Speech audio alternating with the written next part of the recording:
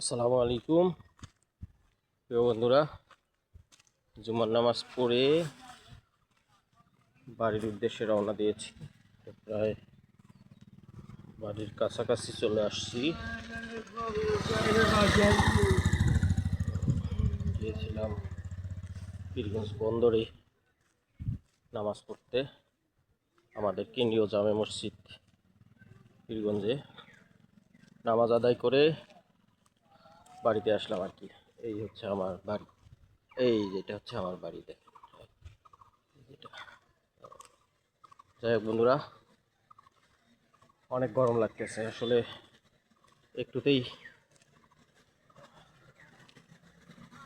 অনেকটা কষ্ট হয়। তা যাই হোক বন্ধুরা, ভালো থাকবেন, সুস্থ থাকবেন, আর সকলের জন্য দোয়া করবেন। আল্লাহ হাফেজ।